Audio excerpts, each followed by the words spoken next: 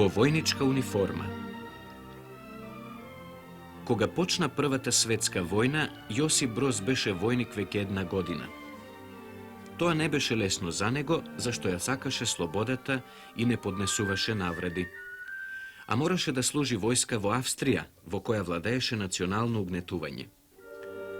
Австрија ја нападна малата Србија и прогонуваше се што е српско. Јосип Броз, кој имаше чувствително срце, со тешка мака се воздржуваше да не пламне од огорченост. Еднаш војниците преноќаваа во куќата на една жена, србинка од Нови Сад. Тука беше и еден наредник. Србинката кажуваше дека во Петроварадинската тврдина има затворено многу срби, секоја ноќ ги мачеле и тепале. Тоа е срамота, пламна Јосип Броз. Просто му е гнасно на човек што ја носи оваа униформа. Ти си бунтовник, викна наредникот. Јас сум социјалист, рече Јосип Броз. Јас сум против војната, особено против ваквата војна. Нема да истрелам ниту еден куршум, ке пребегам кај русите. По заповед на наредникот, војниците го разоружаа Јосип Броз. Беше спроведен во тврдината во една темна затворска келија. Таму не му даваа храна. Еден друг затвореник, германец, работник, го делеше со него својот беден оброк. Јосип Броз по некое време бараше да го одведат кај командантот на испитување. Беше обвинет дека ги подбуцнувал војниците на бунт. Ако признаеше во тие тешки времења, можеше да ја загуби и главата. Јосип Броз не призна. Ја повикаа за сведок србинката, жената кај која ноќеваа. Таа сакаше да му помогне на војникот што толку пламено ги заштитуваше несреќниците. Таа рече дека онаа вечер Јосип Броз не рекол ништо против државата и војската и така го спаси. Јосип Броз беше ослободен. Со благодарност се сеќаваше на таа женичка која му овозможи пак да ја почувствува слободата. Во пленство. Беше 1915 година. На Великден русите започнаа голема офанзива и ја пробива австриската линија.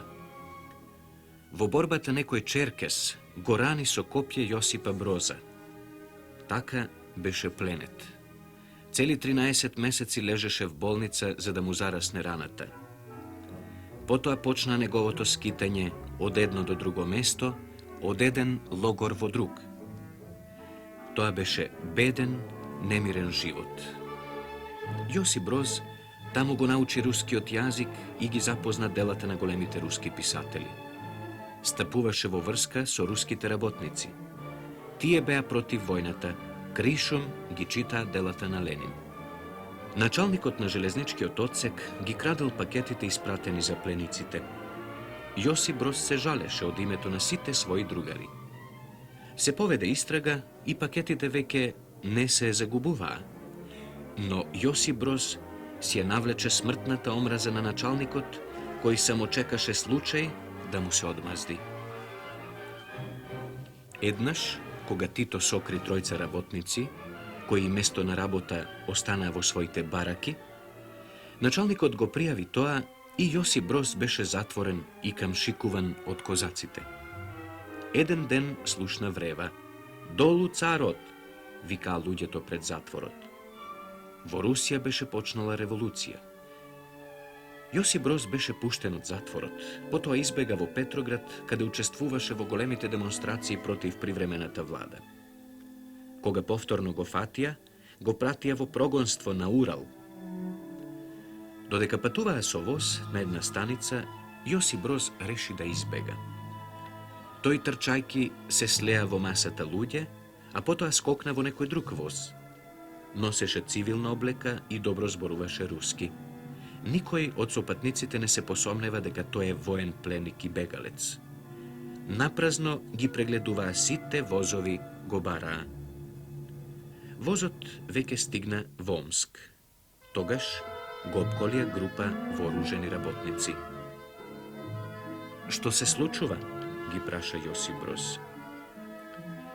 "Од денеска натаму сета власт е во рацете на советите", му одговорија тие. Во Петроград беше избувнала Октомвриската револуција.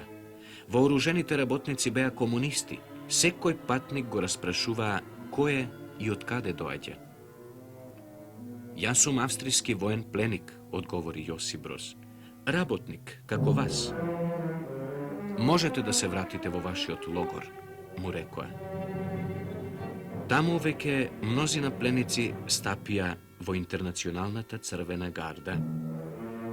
Јосип Broz се врати во логорот и се пријави во Црвената гарда.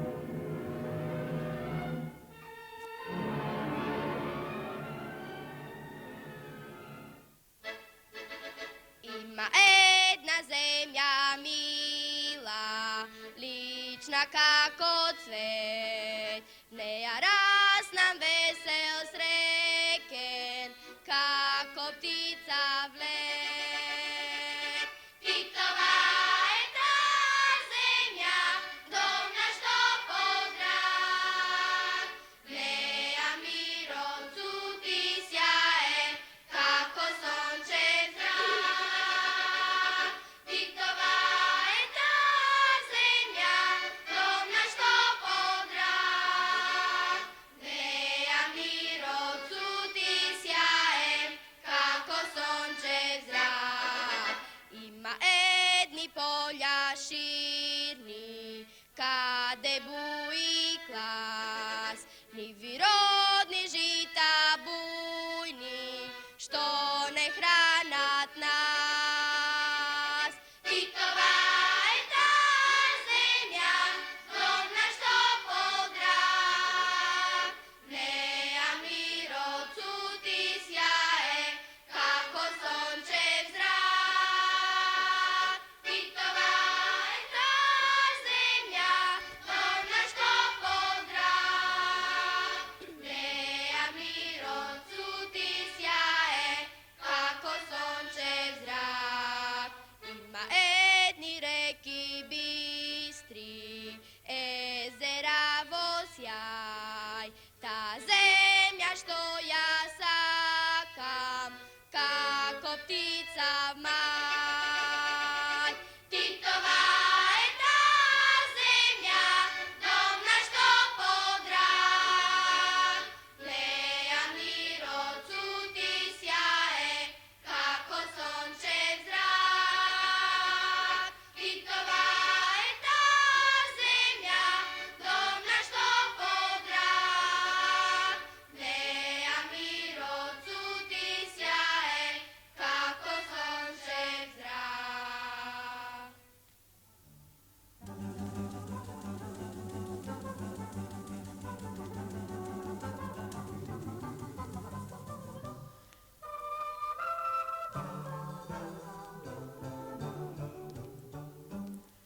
На 25 март во 10 часот беше свечено отворена новата детска градинка Весели цветови, што се наоѓа во скопската населба Кисела вода. На отварањето дојдоа многобројни гости да ја разгледаат новата зграда, да присуствуваат на приредбата која за своите другарчиња и за возрастните ја подготвија децата од повеќе скопски градинки. Се почна со свеченото пресечување на лентата на влезот во зградата. Потоа гостите беа поканети внатре, а по патот низ ходникот децата ги почестуваа со чоколади и бонбони од своите мали кошнички.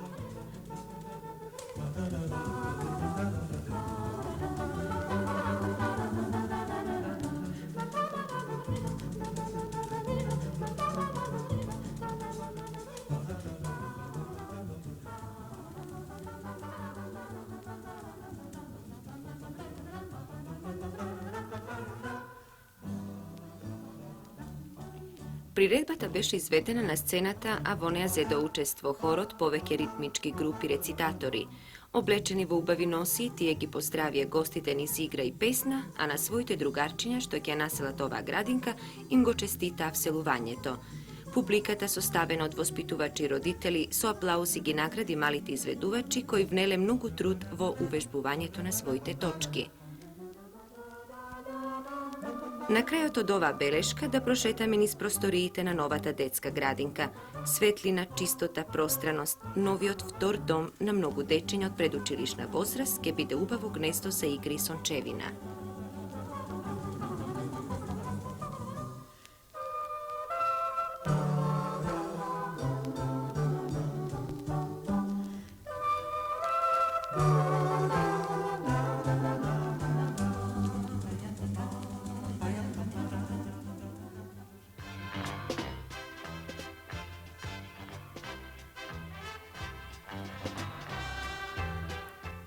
Радосна вест за децата од предучилишна возраст. Редакцијата за детски печат Детска радост од Скопје, почнувајќи од јануари годинава, покрена ново списание за вас, Росица. Росица ќе излегува еднаш месечно на поголем број странички со раскошни илустрации, песни и приказни наменети за децата кои се уште не одат на училиште, но веќе се интересираат за светот што ги обкружува. Уредник на ова списание е познатиот македонски писател Глигор Поповски, соработници на текстот се повеќе на истакнати автори за деца, а ликовното обликување им е доверено на илустратори кои досега со своите цртежи го разубавувале шарениот детски свет.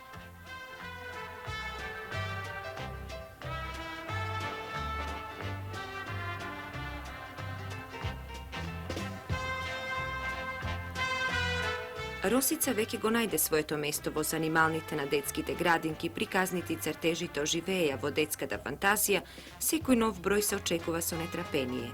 Бидејќи овие деца не ја знаат азбуката, цртежите им го дообјаснуваат текстот на приказната или песната, чуена од воспитувачките или родителите. Росица треба да биде оној прв чудесен допир на нашето дете со волшебниот свет на литературата, другарувајќи со Росица, детето треба да ја открива и препознава убавината на зборовите и цртежите, а преку нив убавината и добрината и во животот. Нашата љубопитна камера се обиде да дознае нешто повеќе за тоа каде и како се подготвува ова списание.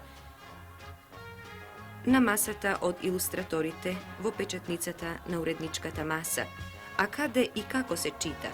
Во градинките, забавиштата, секаде кај што одекнува ведрата смеја на нашите најмали, Росица веќе станала нивни сакан другар и придружник. Да, иако се уште не зна да читат, и тие имаат свое списание. Во него се прегрнати сказните и цртежите, се заедно едно сончево другарување.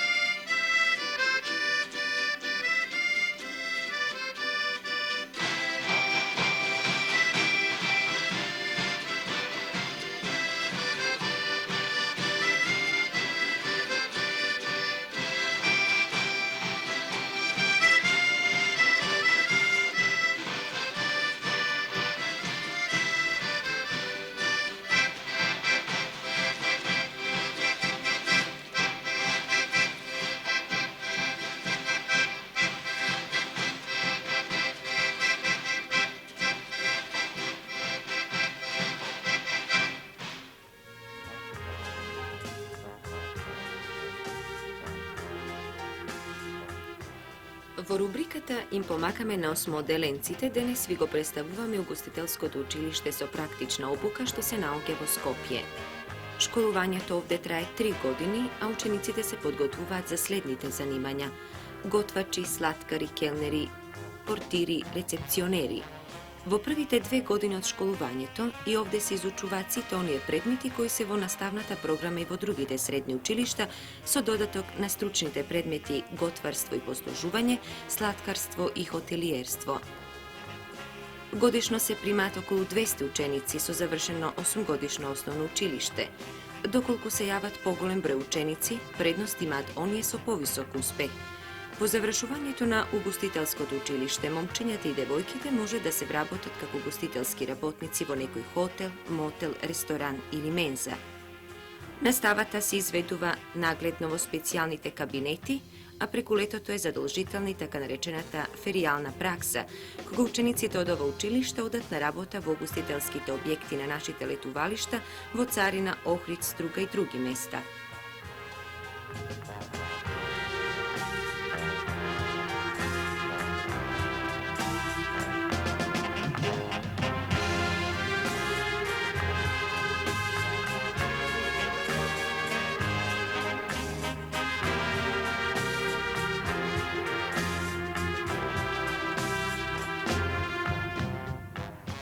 Например, влегувате во некоја слаткарница.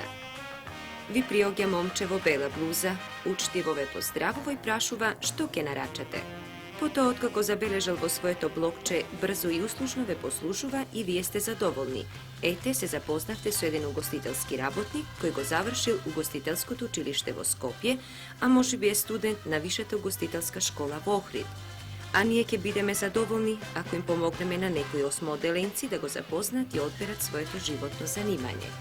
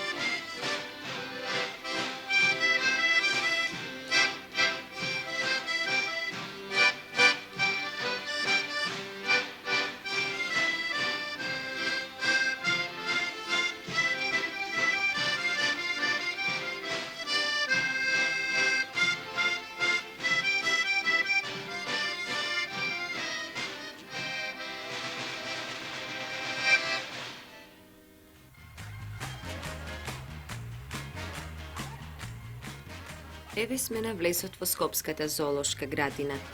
Ги пречекуваме учениците од второто одделение при училиштето 29 ноември, кои пошле на интересна пролетна прошетка, да ги видат повторно своите омилени животни и да побараат одговор на прашањето со што и како се хранат животните. Навистина, како се хранат животните? Нашата љубопитна камера ќе ви помогне да дознаете вам, малечки пријатели крај екранот, како и на вашите другарчиња второодделенци кои веќе прсат кон магацинот.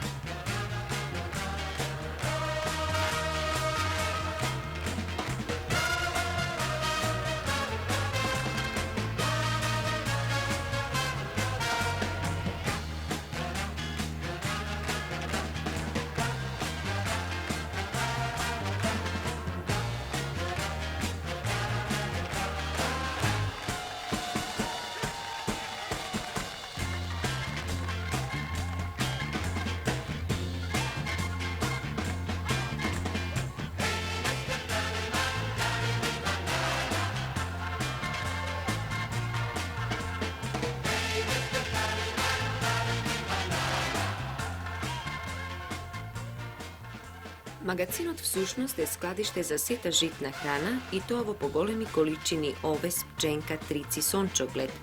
Опремен е со млин за мелење на храната со машина за сечење репка, а луѓето што работат тука знаат повеќе рецепти за составот на концентрати. Пред магацинот се наредени повеќе метални кофи, на секоја има надпис. Зашто? Разни животни од редот на преживарите се љубители на разни концентрати и важно е секој да ја добие својата храна, вкусно подготвена и во доволни количини. А количините не се мали. Например, дневниот оброк на еден слон изнесува околу 20 кг храна, нилскиот коен добива 14 кг и така натаму.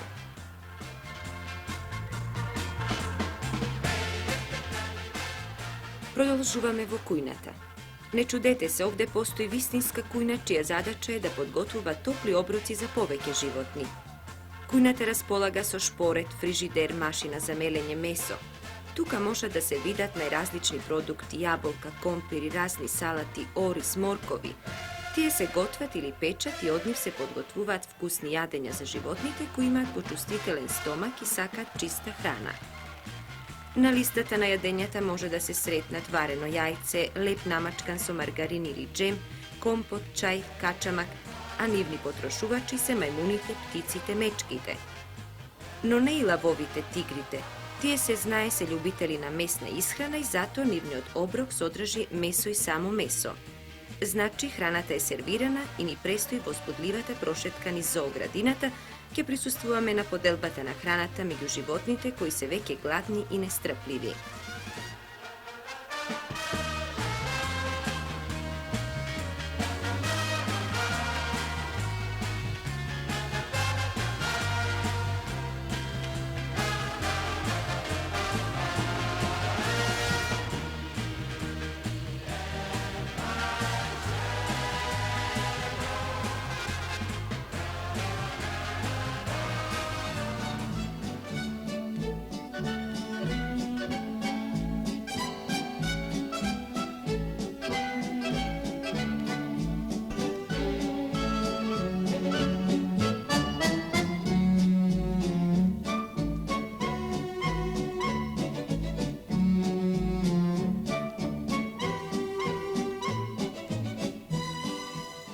Чуварите слободно влегуваат во некои кафези и живеалишта кои се населени со животни што важат како безопасни. Но кај цверовите случајот е поинаков. Тие со железен колец им го додаваат месото на лавовите и тигрите, држејќи се при тоа на доволно растојание од железната ограда на кафезот и широките челусти. Дневно секој лав добива од 8 до 10 кг свежо месо, тигарот исто толку, јагуарот има нешто помал апетит и неговиот ручек содржи 5 кг месо, пумите добиваат од 2 до 3 кг и така натаму.